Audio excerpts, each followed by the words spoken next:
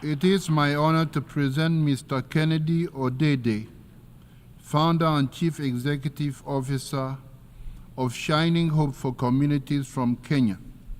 I invite members to view a short video on his work.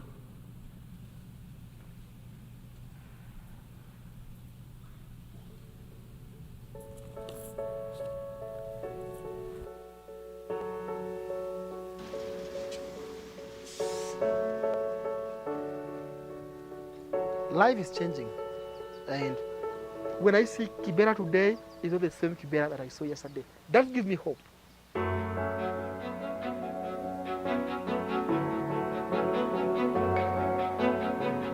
Growing up in Kibera was lively, and at the same time was also hard. At a very early age, I ran away so that I can survive because we didn't have enough food in the house. So I became a street kid or homeless kid. If I didn't suffer in this poverty, I could have seen what I could do. Although there is this struggle that these people don't really have much, but if you follow their heart, it is so wealthy. This community were really, they participated in my growth. This is where I have my boys, our girls, our friends, our family. When I walk around here, you see that community. We have the same mission. What unites us together? Everyone is dreaming for future.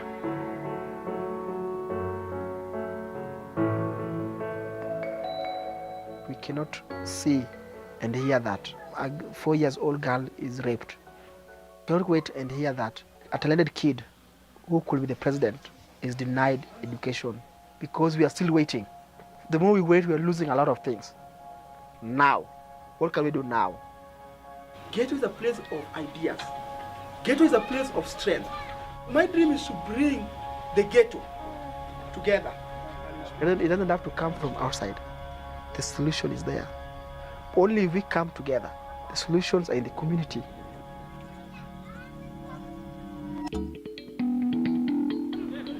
We started by doing small things.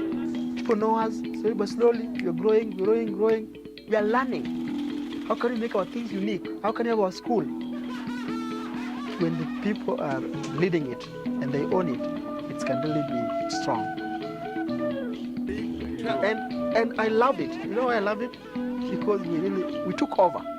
We took over.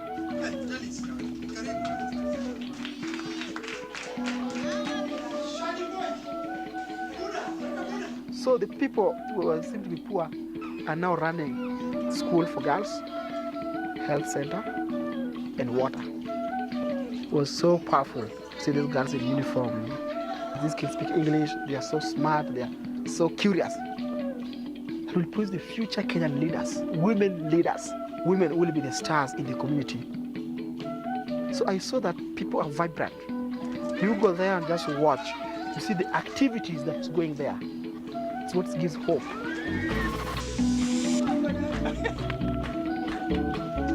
It comes down to people.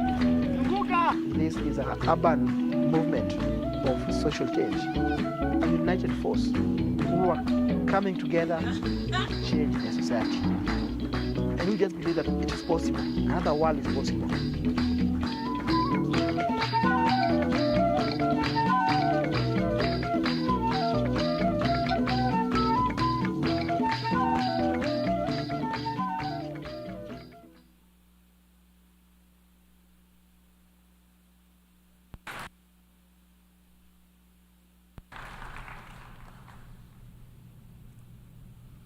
It is my honor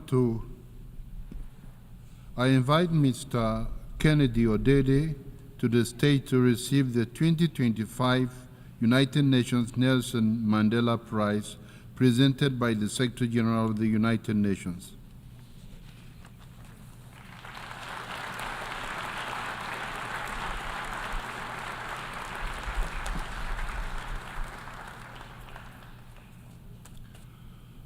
We will now hear a statement by Mr. Kennedy Odede, the 2025 United Nations Nelson Mandela Prize laureate. Mr. Odede, you have the floor. Out of the night that covers me, black as the pit, from pole to pole, I thank whatever gods may be. For my unconquerable soul, during 27 years behind bars, Nelson Mandela recited the poem Invictus to keep his spirit strong. I am the master of my fate. I am the captain of my soul. These words reminded him that even in captivity, his soul remained free. Mandela understood the poetry and the act of turning within possessed great power.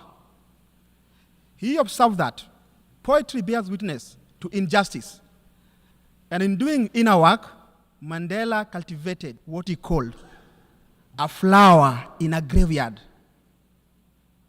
For him, Invictus became a flower, an affirmation of unbreakable human dignity. It became my flower too, Mandela's favorite poem, my daily mantra.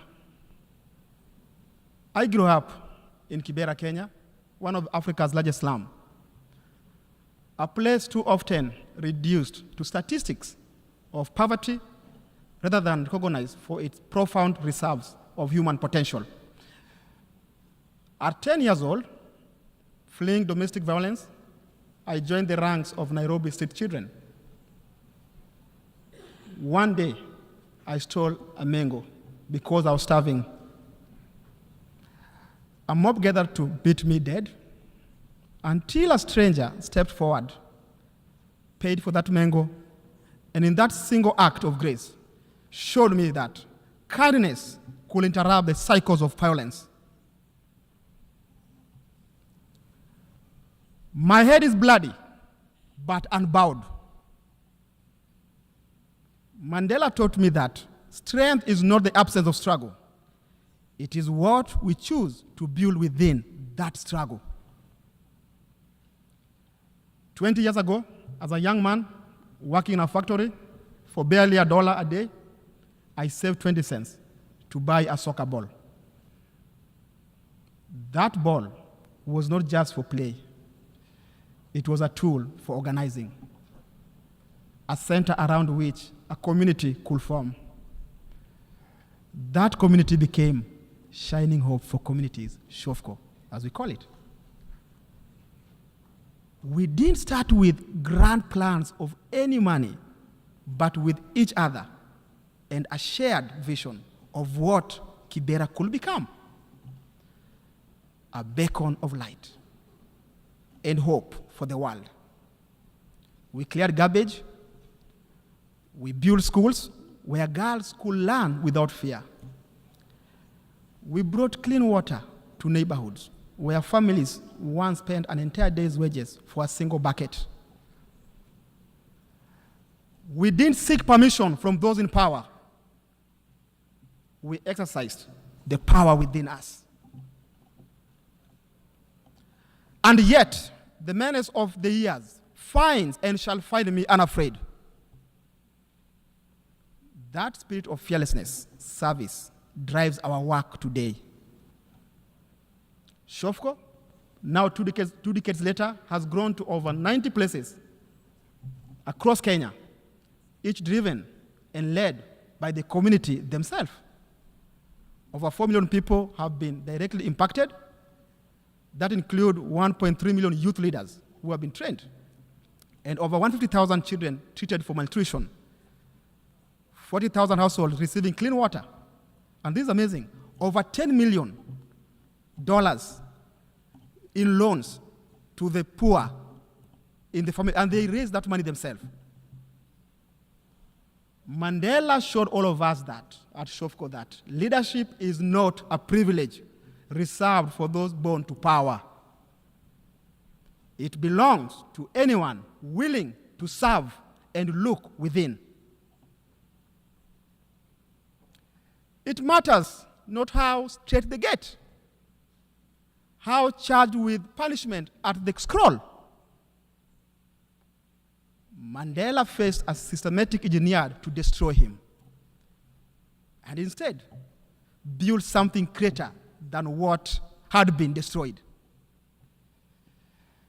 In so many communities like Kibera, the gates of opportunity remain narrow. But at SHOFCO, we are not waiting for permission to belong the future we are building. We are demonstrating that transformative leadership emerges precisely from the places the world overlooks. Not just to walk through existing gates, but to widen them for others. Madiba once said, "I have walked that long road to freedom. I have taken a moment to rest, but I can only rest for a moment, for with freedom comes responsibilities." He said this after he had endured nearly 3 decades in prison, after he had emerged without bitterness, and he invited his jailers to sit in front row at his inauguration. Madiba understood that power was not the destination. It is the obligation to keep walking. SHOFCO began on a dirt path in Kibera slums, a soccer ball, a circle of young people, and a shared future to be defined by what the world expected of us. Today, it is a movement reaching millions. But this is not the victory. Our future is not a single program or a new initiative. It is a new architecture of trust, where design begins with dignity, and where leadership flows from those who have lived the reality they now seek to change. We are walking that long road still.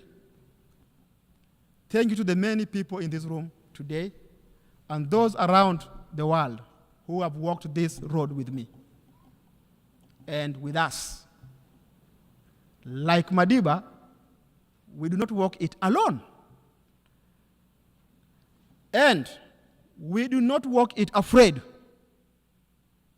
Because even now, especially now, we know that he knew, and we must remind one another that no matter the gate, no matter the scroll, we remain the masters of our fate, the captains of our soul. Happy birthday, Nelson Mandela. Thank you.